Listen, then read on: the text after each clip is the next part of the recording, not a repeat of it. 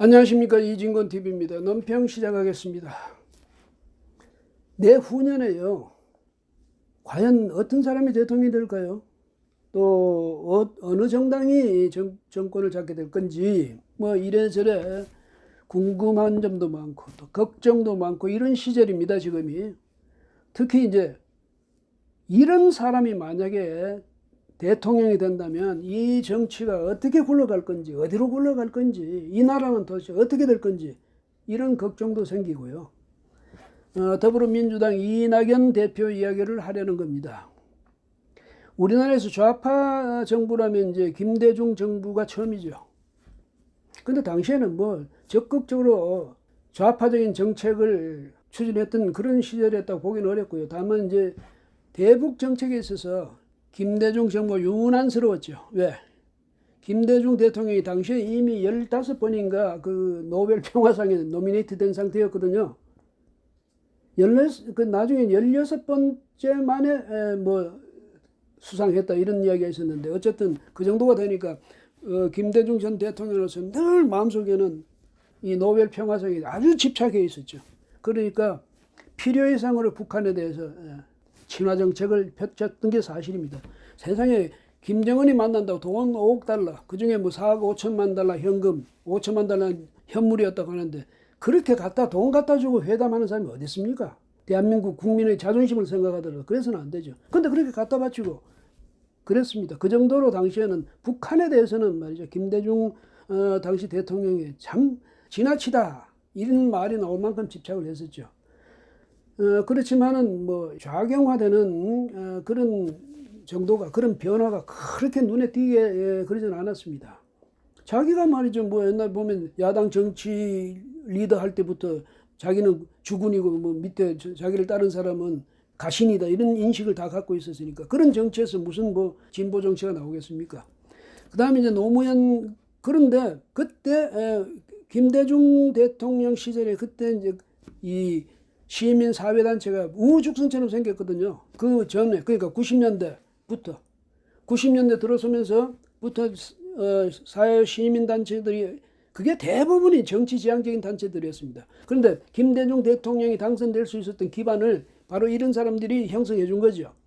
뭐 DJP 뭐 연합인가 연대를 통해서 집권했다고 그러지만 사실 바탕에는 그런 이제 힘이 있었던 겁니다. 그다음에 노무현 대통령이 되는 것은 그때 되면 이제는 조직된 그런 좌파 세력들이 사회 저변에 쫙 깔려 있었으니까 그 힘으로 된 거죠. 근데 다만 노무현 전 대통령의 경우는 아주 말하자면 배짱도 있고 그렇지 않습니까? 포부도 있고 또 자기가 대통령 되면 어떻게 하겠다는 구상도 있었고, 그 다음에 그 기회를 읽는 그런 감각도 누구보다 뛰어났고, 또 배팅을 할 줄 알고, 말하자면 이 승부사 기질도 있었고요. 이랬기 때문에 그 상황 속에서도 이제 당신을 대통령 시켜줬으니까 이제 빚 갚으라고 하는 그 많은 세력들 속에서도 버틸 수 있었던 겁니다. 그러면서 이제 오죽하면 이러다가는 내가 대통령 못 해먹겠다는 생각이 들지도 모르겠다, 이렇게까지 말할 정도로 그 좌파 노동조합들이라든지 무슨 단체들이라든지 그렇게 와서 요구하고 공격하고 그랬거든요. 근데 그것을 운전대를 안 놓은 거죠. 결국 나중에 어떻게 됐냐면 정말 이제 기력이 다 딸려가지고 대연정하자고 야당에 호소할 정도가 됐었지만은 어쨌든 상황의 주도력은 안 놓치려고 애를 썼습니다. 그리고 경제적인 대북 정책이라든지 대미 정책, 대중국 정책, 여기에서는 상당히 말이죠, 과거와는 달리 중국 친화적인, 그 다음에 북한 편향적인 뭐 그런 정책을 했습니다. 그 다음 미국을 은근히 배제하는 식의, 그럼에도 불구하고 전통적인 구도에서는 그렇게 벗어난 건 아니었죠. 그런데 이제 문재인 정권 들어서면요, 완전히 조직화된 그런 좌파 세력들 정도가 아니고요, 그 좌파 세력이 연맹이랄까, 그 세력이 정권을 잡았습니다. 그러니까 박근혜 전 대통령 그 당시 현 정부를 무너뜨린 거죠. 광화문 집회를 통해서. 거기 그 사람들이, 그러니까 좌파 단체들이나 이런 시민들이 연맹을 형성한 거나 마찬가지예요. 근데 문재인 대통령은 당시 제1야당의 대표이고 또 노무현 대통령의 직계 상속자 뭐 이런 이미지도 있고 하니까 거기서 연맹의 좌장 역할 좀 했죠. 그러다가 얹혀서 대통령 된 것 아닙니까? 그 이 사람이 말이죠. 무슨 국가 경영에 대한 어떤 비전이라든가 포부라든가 구상이라든지 로드맵 이런 게 있었을 것 같지가 않죠. 있었을 리도 없고요. 그리고 그 사람 정치하는 거 보십시오. 문 대통령 하는 것은 아주 아름다운 말로 꾸며진 소녀적인 그런 감상문, 그 연설문을 합니다. 길게 해가지고. 그 다음에 그 정치적 퍼포먼스도 얼마나 화려하게 합니까? 쇼잉 하는 거지. 쇼하는 거지, 거기서. 정치적 쇼. 거기는 아주 뛰어난 그런 실력을 발휘하는데 자기 실력은 아니고요. 타견민인가 하는 그 사람이 아마 그 재주를 발휘하는 모양인데 이거밖에 뭐 기억나는 게 있습니까? 그 다음에 어떻게 하든지 김정은이한테 잘 보여보려고 거기 매달리는 거. 그 다음 중국한테 필요 이상으로 아부하는 거. 미국에 대해서는 필요 이상으로 투정 부리면서 말이지 거부감 보이는 거. 이겁니다. 그 다음에 경제정책에서 특히 아주 급진적인 좌경화 정책을 펴고 있지 않습니까? 그 이상한 사람들 시켜서 말이지. 장하성이 그런 사람, 분노하라 이런 사람, 어디 가지고 젊은 사람들을 선동하는 그런 사람들 시켜가지고, 그리고 자기는 분노하긴 뭘 분노해? 자기 청와대에 있으면서 돈만 많이 벌어서 나갔지, 챙겨서. 그 다음에 뭐 교수하면서도 이상하게 어디 유흥업소 그런 데로 가가지고 말이죠, 법인카드 막 쓰고, 그런 도덕적인 사람, 도덕성 그 정도를 가진 사람, 조국 마찬가지 아니에요. 그 다음에 사람이 이 사고방식이 왜곡돼가지고 아주 말이죠, 그렇게 비틀린 사람들, 성격이 아주 비틀린 사람들, 추미애 대표적 아닙니까? 이런 사람들. 그래, 이런 정부입니다. 그 밑에서 그러면 이낙연 대표만이라도 좀 그 속에서 총리도 지냈고, 총리로 있을 때는 그래도 비교적 이미지가 괜찮았잖아요. 합리적이다, 포용력이 있다, 뭐 유하다, 사람이 아주 유하다, 부드럽다, 이런 이미지도 주고 했으니까 그 당대표가 돼서는 이제는 좀 자기 나름의 개성 있는 그런 리더십을 발휘해야 될 텐데 요즘 가만 보면 기가 막혀요. 이건희 삼성 회장이 25일 별세를 했는데요. 그날 자기 페이스북에 올린 글 중에 이런 부분이 있습니다.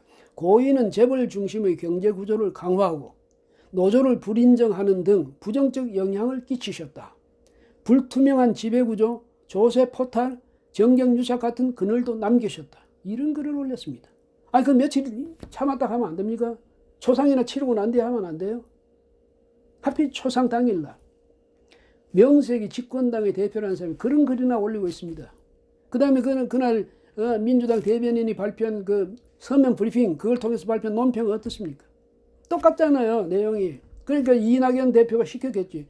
그 대표가 시키지도 않았는데 그런 브리핑을 내놓겠습니까?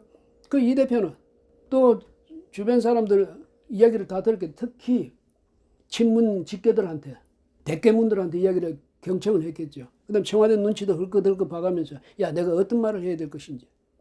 그거 좀 지나고 이야기하면 너무 소극적이라 할까 봐 했어요. 그날 당장 그 자리에서 이건희 비난 그런, 아니 세상에 조문을 한다면서요. 그런 아주 상대방을 공격하는 그런 말로 해서 되겠습니까? 예? 그리고 민주당도 무슨 그 이건희 회장의 삶이 영욕의 삶이었답니다. 영욕의 삶. 그 사람은 오직, 이 회장은 오직 미래를 향해서 보다 나은 미래, 보다 나은 나라, 보다 행복한 국민, 여기에 기여한다는 그런 뜻으로 달리고 또 달렸던 사람 아닙니까? 무슨 치욕적인 삶을 살았습니까, 그 사람이? 설령 뭔가 법적으로 좀 잘못된 게 있었다 하더라도, 아니 그 사람이 이 사회, 이 국가에 끼친 그 업적만으로도 충분히 덮고도 남음이 있잖아요. 근데 명색이 집권당 대표가 그런 식으로 이야기를 합니까? 그 페이스북에도 올립니까? 이런 사람이 대통령이 된다, 자기야. 그 다음에 윤석열 그 검찰총장이 국정감사에서 이제 소신껏 이야기를 했는데 그걸 가지고 그 다음날 당 회의를 하면서 23일 날 이것 때문에 봐라. 이것이 바로 공수처가 설치가 시급하고 절박하다는 것을 말해준다든지 입증해준다든지 공직자의 자세가 어때야 한다는 것을 우리가 새삼 생각하게 해준다든지 이런 식으로 윤 총장을 몰아붙였습니다. 추미애 장관 편들어주는 거죠. 왜? 추미애 장관 뒤에 문재인 대통령이 있으니까. 그래서 문재인 대통령이나 추미애 장관 그 주변의 사람들, 그 참모들, 그 다음에 또 이른바 대깨문들, 그런 극렬 지지 세력들, 이런 사람은 눈밖에 나면 난 저기 민주당의 대선 후보 되기 어렵다, 이런 판단을 하고 있는 것 같아요. 어떻게 하든 문 대통령 눈 안에 들어서, 그래서 자기 대권 주자로서 점지받고 싶다, 이런 열망이 가득 차 있어요. 그러니까 그 정도의 위치에 있는 사람이 자기 캐릭터를 하나도 못 만들고 있죠. 아니, 그런 사람 대통령 됐으면 뭐 하게요? 눈치나 보는 사람 대통령 됐으면 뭐 하겠습니까? 그 세력들에 휘둘릴 수밖에 있겠습니까? 그러니 사람들이 이재명이를 더 지지하는 이유가 거기 있습니다. 이재명이라는 사람은 이 경기도지사 아주 인격적으로 말이죠. 정말 너무 심하다, 이런 말을 듣는 사람 아닙니까? 어떻게 저런 사람이 저런 공직에 있을 수 있냐, 그런 말까지 듣는 사람이 그 사람보다 못하다는 거 아니에요. 더 지지율이 낮아지는 것 아닙니까? 왜? 아니, 그 좋은 자리에 있으면서 이낙연이가 누군지, 이낙연의 정치가 어떤 건지 하나도 못 보여주고 있잖아요. 눈치나 살살 보고 아부나 할 줄 알고.